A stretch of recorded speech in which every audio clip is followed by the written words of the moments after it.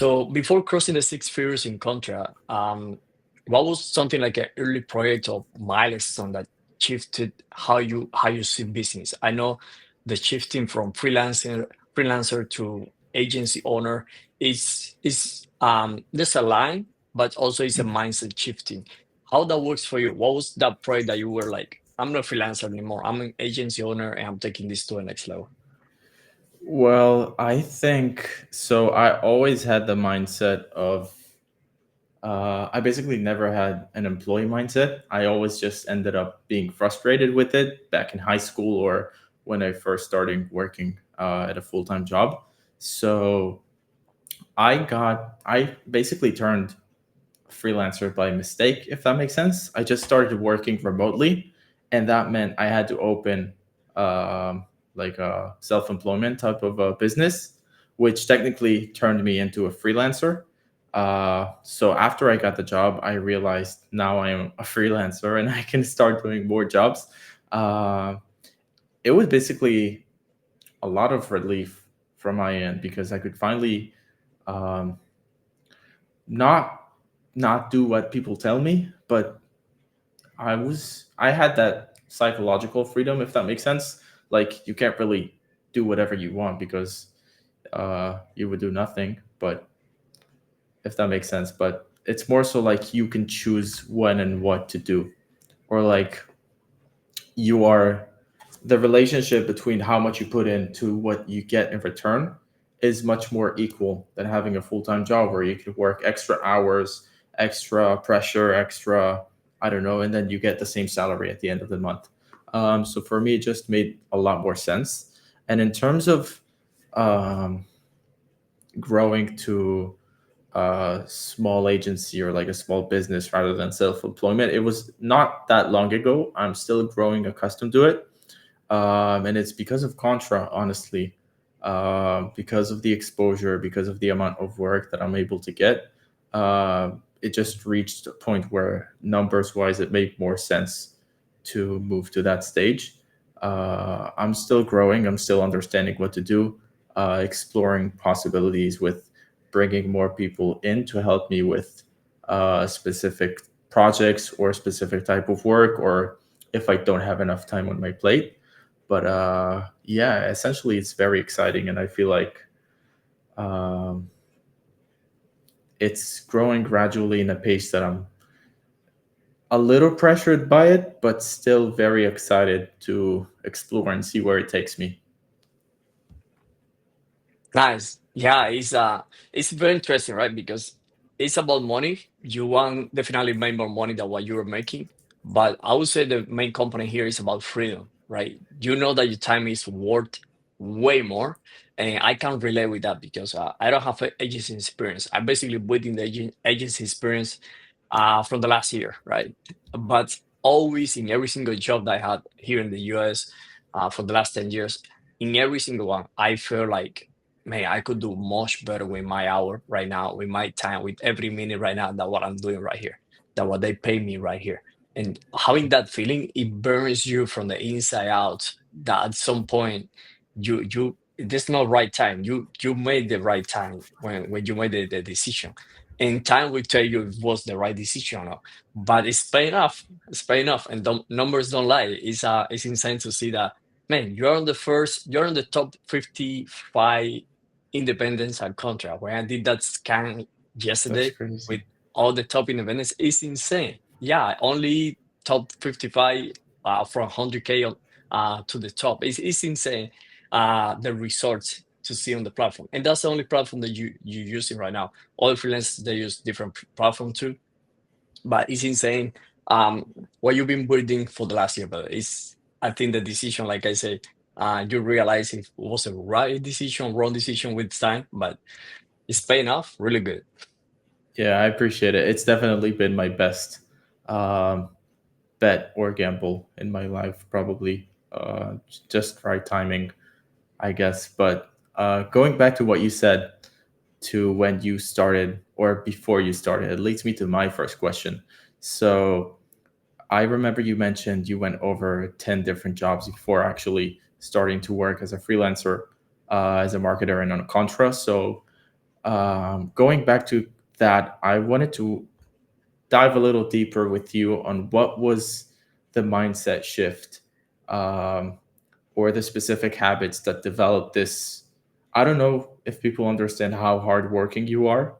You are one of the most hard work, like probably the highest or hardest worker I know. So I wanted to ask what specifically caused that or impacted that the most. Definitely, like you say, it was a mindset shift, honestly, because I started working with creators, brands, coaches back in 2020, right? A friend reached out to me, hey, I'm up in this community and I'm using Kayabi. I was like, I have no idea what's Kayabi. He's like, I'm willing to pay you a monthly basis. I was in pandemic. Honestly, I was unemployed on pandemic. I was doing Uber and DoorDash, and those platforms that were kind of down, everything was closed, right? And I was making zero to no money. I asked for help from the city, from the state, stuff like that. I got some paycheck, but I was still working and getting clients and getting paid to PayPal. So I was hustling that, and that friend come by, and everything started there. Right, that was just he's one of my best friend to date, and that was insane. But going from a few projects and hustling to going full time, it was definitely a mindset shift. And definitely that happened when it happened on my last job, actually, before creating the agency and joining Contra. I was in this job in 9 to 5, Fortune 500 corporation, biggest painting company in the world, just to say something. And I had a week where I was just in this dead time that you have normally in your job, that you're like, oh yeah, this is dead time. No, it was a retail, no customers coming in. It's just everyone just talking about their life and stuff like that. In my head, I was thinking like, dang, I'm making 2,500 a month here, and this week I just closed it 2,500 on projects, and that was the first week closing that amount. And in my mind was like, I'm making like not a week, but I just made this week what take me the full month working here. And that mindset, like realizing that and thinking about the projects and what was ahead of just getting paid and had to deliver that job after 9 to 5. That was just for me like I had to do this. Like basically, I have the clients. I have exactly what I've been praying for. So what is holding me back? So I was honestly, I was about to just don't even go back to that job the following week. But my wife was like, maybe you need some favor in the future. Like, don't burn that boat. Blah blah blah. Yeah, Give them 2 weeks. I was like, 1 week, and that's it. So I worked out last week, even when I had projects, even when I was coming back home 9 to 5, and after that working. But yeah, definitely, I think that it was a mindset shift, man. It was something that I pushed myself into. Yeah, and with the parachutes on the flight. that's awesome. Yeah, and I think you did good listening to your wife. I don't know how they end up always being right, but I would say to anyone starting a freelance business, it would probably be the more responsible route to keep what you have in the meantime and grow your side hustle on the side until it grows bigger than your main hustle, and then switch between the two.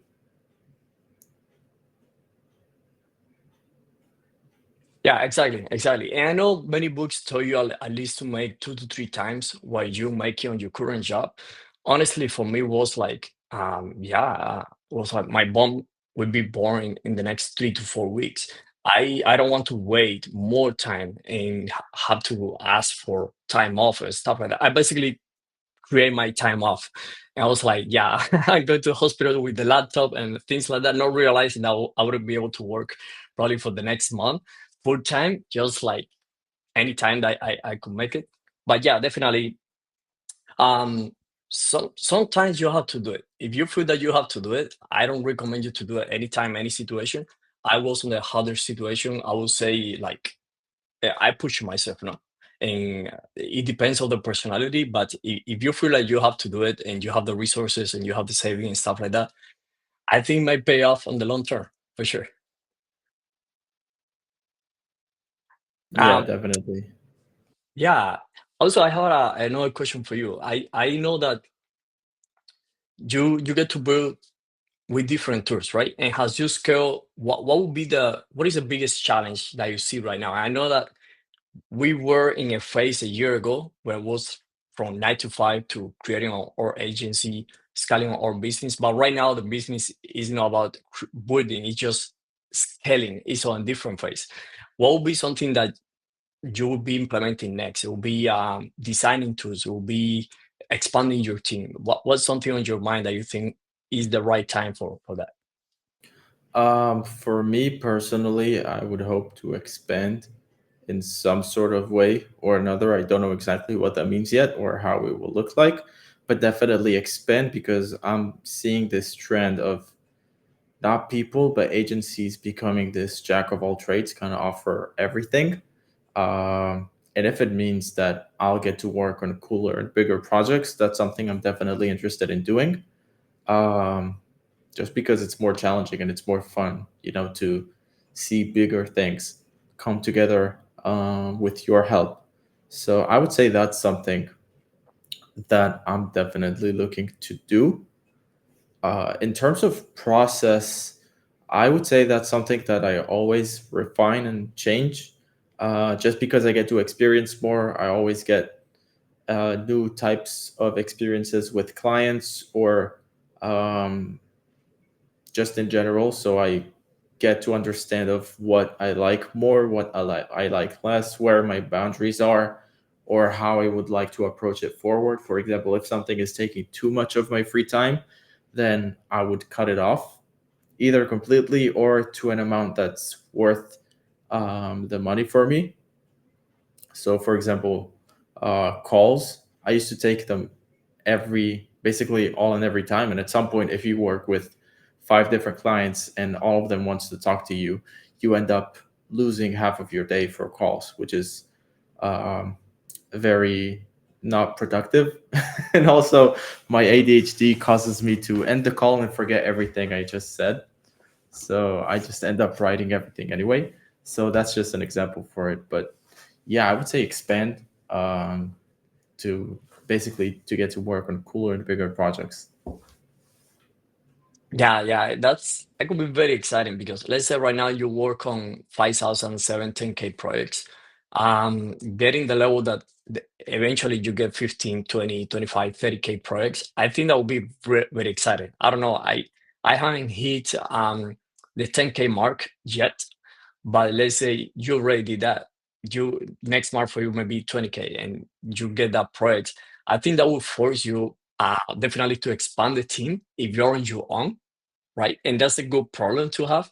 But also, if you have the team, I also think that thinking ahead of time and looking for talents and hiring ahead of time, interviewing, I think I think this is something that we had in a call with Mark recently, right? And we got to learn a lot how you need to, as an agency owner, as you expand, um, filter the talent out there and see exactly who you think is a good fit for what you're planning to deliver to the clients, right? Or for what you're already doing, because you're building a brand. And at the end of the day, this is something that we don't talk that much, but we are building brands that people talk about, that people get to consume and get to see the portfolio.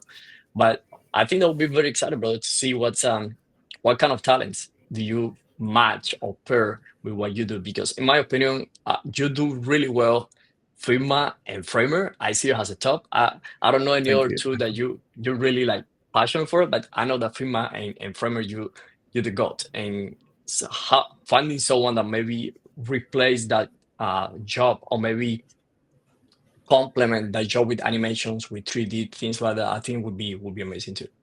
Yeah, that's more of the places I was looking at, and also getting to actually hang out with Mark a little bit more this past Oh yeah, week it made me realize the guy is just fearless. It's very inspiring. Um, so just learning from him, getting to talk to him a little bit more, just opened my eyes a bit to what's actually possible. yeah, that's amazing. That's amazing. I mean, proximity is powerful. It's power. Yeah, Okay, you yeah, have another question for me? I do. Yeah, I Let's do do. it. Um, you are very um good at optimizing either businesses or um, users or people. Basically, if it's a company or if it's a private person, you are the guy to go to optimize them to sell and not only impress and bring up the engagement. So I wanted to ask you, just off of your hat or top of your head, what would be the biggest mistakes you see brands and people making, either on Contra or just in general clients um, that come to work with you? What would be the uh, biggest, like I said, mistakes that they're making? How they and what you would do if they would have approached you to fix it as fast as possible, essentially. Yeah, yeah. And look, I know this doesn't apply for everyone, but I think this is a point where I'm talking about that everyone want to get there. Once you start building an audience, it doesn't matter if you sell cookies or you sell web design. At the end of the day, an audience is someone that they're very interested in what you're doing. And what I get to see from my clients is some of them they have 1,000 followers, some of them they have 10 million followers. And what I get to see the most is not having a business, not building a solid business from the audience that you're already putting content out there. I have clients, and this is something that a lot of them struggle with a huge audience, a lot of views, a lot of comments, a lot of engagements, but not exactly building a business from that. Just getting lost in the years of just hustling, putting content, putting content, putting content, and the audience is growing a couple partnership, but not exactly growing a business. And what I mean growing a business is, sustainable. It's like on the monthly basis, you have predictable income. You know exactly the processes. You have SOP. You have everything that runs a business. And also you outsource little task. So that's something that I get to see a lot. And even if you have a small audience, I think one of the belief right now that a lot of people has is, oh, I have a small audience, just a few followers. There's no way to convert. I need to have 10K followers, 100K. No, you're not. If you know how to sell yourself and don't sound exactly like sell it, Cersei, but you find a way to just communicate your authenticity, what make you really authentic on the work. And there's something I want to add there, a little bit bizarre, is in the AI world authenticity is the underrated and basically the unfair advantage that everyone has. So if you start exposing yourself, what's your background, what do you do? And that's something that I get to see a lot of my clients. They have amazing stories, but they don't know how to build a business with their audience. So it's okay building your website, it's okay providing services, it's okay opening your contract accounts, but you need to market yourself. Unless you market yourself, clients won't come to you. They won't get to see your projects, your background, your expertise. So yeah, if you're building an audience, which most people are, just put yourself out there. Just be authentic, but also start monetizing. Uh, like even if it's with some free resources. So don't be afraid of that. I love that. Yeah, I feel like I really resonate with it because up until last year, I didn't really do this correctly. Um, I would love to get more into it if you want to. But yeah, I mean, in terms of Yeah, Contra and X and all of that, like I was very afraid to put myself out there. I don't know why, just because I'm a pretty shy person, I would say, or like yeah, very closed off. So I never wanted to put my face out somewhere, not like God forbid, share my work or thoughts or stuff like that. So it was pretty hard at the beginning, but like the difference that I made in my life and my career is like substantial, like huge, life changing. So I definitely know what you mean. yeah. And honestly, that's something I get to see. That's something that most freelancers agency. Oh, can you hear me? I see you talking Yeah, now. Okay. Sorry, my screen just still talking. Yeah, that's something I get to see a lot, brother. And I put myself in the same situation. Every week I struggle with keeping a consistent flow of content on different platforms. Some weeks I get better, some weeks I slow down a little bit, but I would say the only way that you can optimize, or one of the best way that you can optimize your business, It's not exactly the distribution. It's not exactly how you're putting yourself out there. That's it. No one will come to you and we say, "Hey, I think you would be a great fit," if they don't see anything from you, right? So in terms of working with clients and everything, I would say expose what you're already doing. And you know what is insane about X? I get to see a lot of top designers just pushing out their the client's work, just the WP, all of that, every single move, even some ventures they're doing for clients, they're putting out there. And I know a lot of them that they driving clients from just exposing the work, the new templates, the new website, the new design, the new 3D, the new platform they're using. Just by exposing that, they're not exactly selling themselves like buy right here, but they're just exposing their talent, their abilities, their skills. In my opinion, that's something everyone can do. If you get to work with clients, even from clients from last year, and something really stick with you, your favorite projects, whatever, just do a retouch. Just use, I don't know, jitter, mega animation, sound slice, stuff like that, that it can showcase the best of your skills, the best of your expertise. But it's becoming a creator, turning into a creator is not supposed to be easy. It's supposed to be a journey, right? And we all have to pay the price, in my opinion. Yeah, yeah, for sure. Uh, I agree with everything basically. No, I just sharing about my journey, my experience with clients. But I also had a question for you. So thinking about when you started, man, a year goes really fast, and it's not like a lot of experience. It's not like 10 years experience, but you can live many life if you live intensely, right? And the last year you have hustle and live intensely in a freelancer life, or agency owner life too, as a solopreneur. What would be some advice that you will give to someone that is just starting fresh this month, this week, this year, and they're like, where should I start? I just opened my contract account. I just looking for my first clients. I have some expertise. What would be the advice? Where should they start? What should they focus first? Based on your experience. I would say the first thing is watch the previous episodes if you haven't yet, because we shared some crucial tips. Go and watch Contra Maxing. That's another one because they cover basically all of the basics that's needed to get your profile set up correctly on Contra. And I would say it's not the healthiest advice in terms of well being, but become obsessed. Because when I started out with Contra, I have a pretty addictive personality type. So I basically became obsessed. I cannot handle things that are unfinished. And so once I started building out my profile, I had to have it finished. And I basically went over again and again and again and again, like endlessly changing things, revising things. I do it up until today. Like every now and again, I see something that I don't like anymore, so I go ahead and change everything.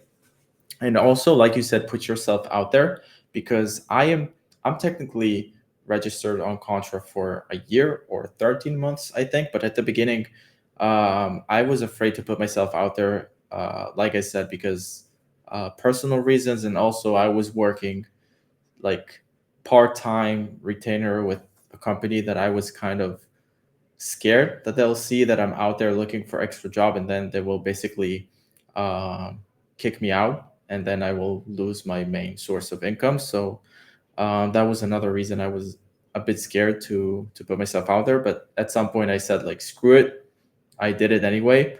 When they ended up leaving, I didn't care anymore because I had new, better projects. But yeah, just become obsessive and do whatever you can uh, to make it work. Kind of like your life depends on it, even if they don't.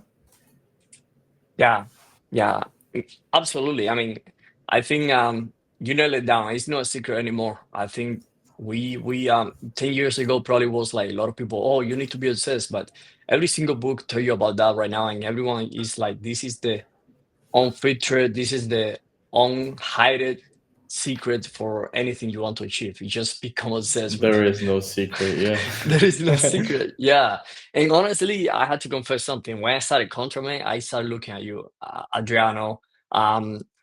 I You looked at know, Adriano too.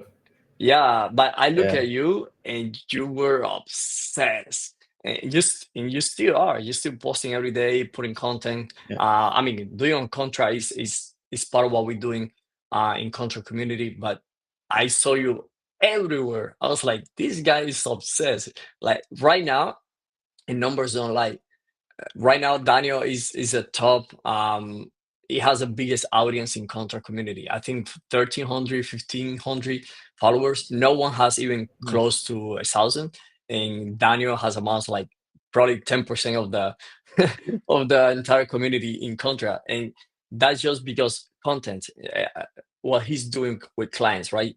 Every single some mentors, some new clients, thoughts, reflections from the week, new projects, testimonial. You have probably like 60 plus testimonial. So all the entire journey, you've been documenting the entire journey, and not exactly every single week, but every single little wins. That's yeah. exactly what make a difference. I think Casey Neistat said. I think you said it. That Casey said it, but basically, like he said, or was it Gary V? I can't remember. Basically, document the journey, not the results, because as I grew bigger, working on bigger projects, sometimes I work on like three different huge websites and I can't post stuff for weeks.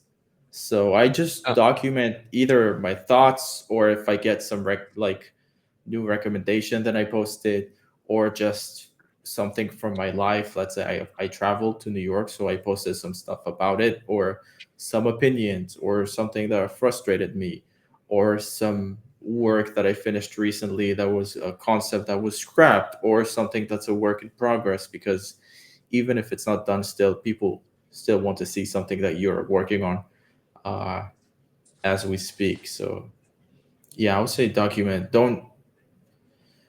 It's not like end all be all. I would say post it like as a documentary, not as a final finished result, and be easier what you post. That's what I yeah, think. absolutely. I might be completely wrong. That's my my opinion.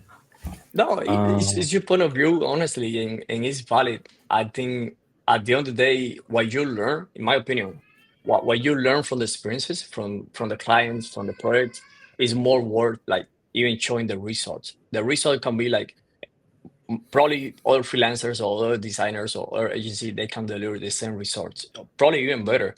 But the experience from the project and what you learn, that takeaway is priceless, man. It's different for every single person. And that's exactly what makes you unique about working with every client. And some retainer clients, they bring you a lot of takeaways. Like some of them, the good takeaways, bad takeaways, or they start good and they end bad.